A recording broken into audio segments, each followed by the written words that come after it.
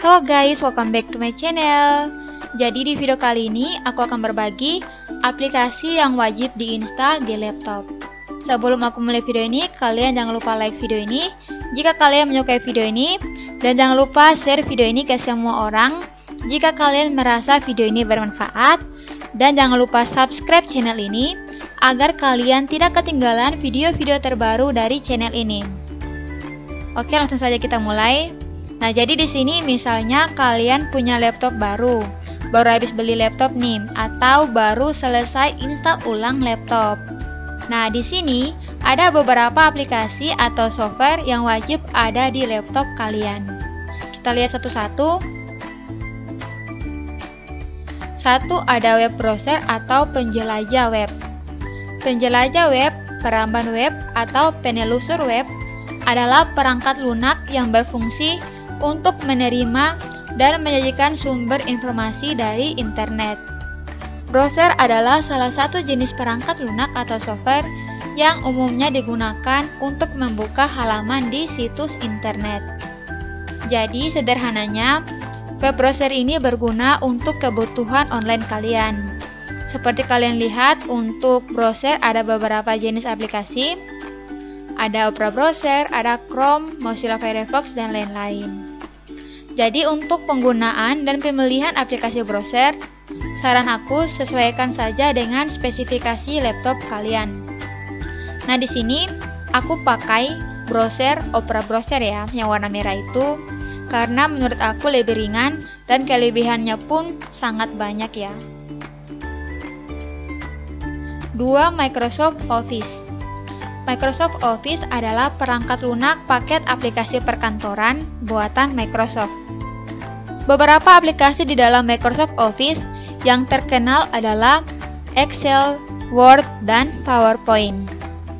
Microsoft Office sendiri merupakan aplikasi perangkat lunak yang dimanfaatkan untuk mengolah, menyimpan, dan mengombinasikan data. Jadi sederhananya, Microsoft Office ini berguna untuk kebutuhan pengolahan data dan membantu kalian dalam menyelesaikan berbagai tugas ya, baik tugas di sekolah maupun kantor gitu. Jadi di sini misalnya, untuk Word dapat digunakan untuk pembuatan dokumen atau surat menyurat. Kalau dalam hal tugas seperti pembuatan makalah, laporan, skripsi, dan lain-lain ya, namanya Word atau pengolah kata. Kemudian Excel untuk mengolah data dengan otomatis melalui penggunaan rumus, perhitungan dasar, pengolahan data, pembuatan tabel, pembuatan grafik, hingga manajemen data. PowerPoint untuk mempermudah melakukan sebuah presentasi. Jadi itu kegunaan aplikasi Microsoft Office yang terkenal ya, Excel, Word, dan PowerPoint. Sisanya teman-teman nanti bisa browsing aja di internet kegunaannya apa, tapi pada umumnya ketiga aplikasi tersebut ya, Excel, Word, dan PowerPoint adalah Microsoft yang paling sering kita gunakan dan sangat terkenal saat ini.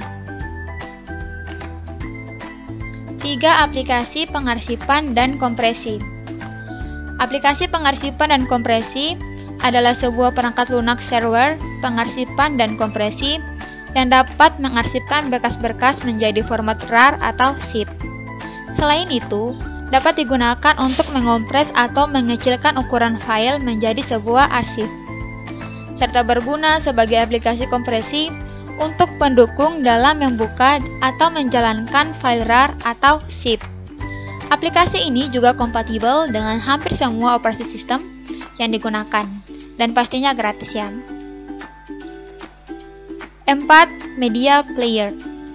Media Player atau pemutar media adalah istilah umum untuk mengacu kepada perangkat lunak komputer yang dapat memainkan berkas multimedia. Media Player berfungsi untuk memutar video atau film yang ingin kalian nonton atau melihat dan mendengarkan berkas video dan suara. Nah, contoh dari media player itu teman-teman bisa lihat dari yang paling kiri. Ada media player klasik, ada GOM player, ada Films and TV, ada Windows Media Player, dan VLC Media Player. Nah, di sini aku pakai GOM Player dan Films TV ya, yang aku install pada laptop aku. Tapi lebih sering yang digunakan itu Films and TV. Nah, jadi penginstalan media player ini sangat penting karena biasanya ada kasus ada satu video yang tidak bisa diputar. Tapi setelah kalian menginstal media player tersebut, maka video tersebut akan langsung bisa diputar gitu. 5. Ada Graphic Driver Software atau dalam bahasa Indonesianya perangkat lunak driver grafis. Jika kalian menggunakan VGA atau Video Graphic Adapter, maka menginstal driver grafis adalah hal yang paling pertama untuk dilakukan. VGA adalah salah satu komponen komputer yang berfungsi untuk mengubah sinyal digital dari komputer menjadi tampilan grafik di layar monitor.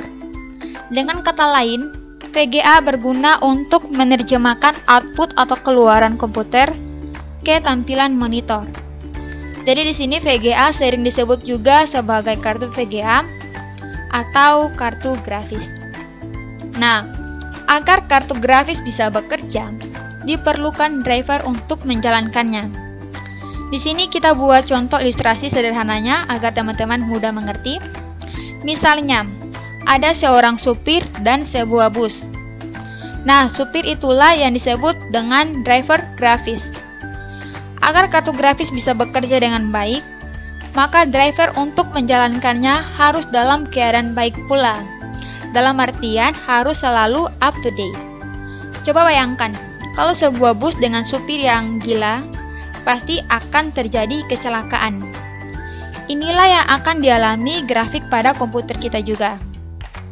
Nah, kecelakaan pada komputer ini misalnya terjadi error, crash, freeze, atau hang yang bisa terjadi pada saat kita menjalankan program apapun. 6. Microsoft Visual C++. Visual C++ adalah sebuah produk Integrated Development Environment untuk bahasa pemrograman C dan C++ yang dikembangkan oleh Microsoft. Fungsi Microsoft Visual C++ adalah bisa mendukung kinerja sejumlah software di komputer Windows. Meskipun terkadang sudah satu paket dengan driver grafis, Visual C++ kadang juga harus diinstal terpisah.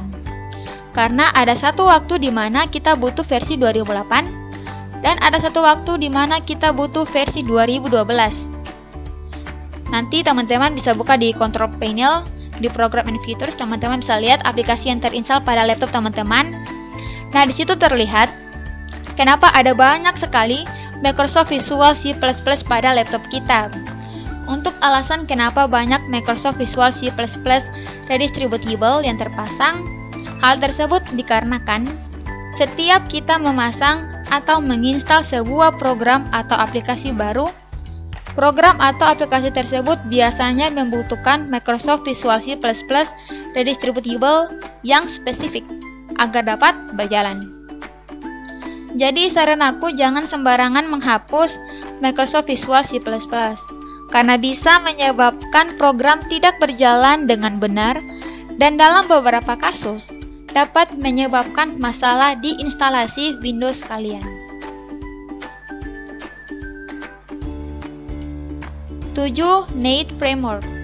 Neat Framework merupakan sebuah perangkat lunak kerangka kerja yang berjalan terutama pada sistem operasi Microsoft Windows. Saat ini, Neat Framework umumnya telah terintegrasi dalam distribusi standar Windows. Fungsi Neat Framework yang paling utama pada Windows adalah sebagai penerjemah dan pengeksekusi sebuah perangkat lunak agar dapat berjalan pada sistem operasi Windows. Layaknya Microsoft C++, Neat Framework juga harus kalian install, karena beberapa game dan software juga membutuhkannya. Oke guys, sekian video kali ini. Semoga bermanfaat untuk kita semua. Sampai jumpa di video aku selanjutnya. Bye-bye.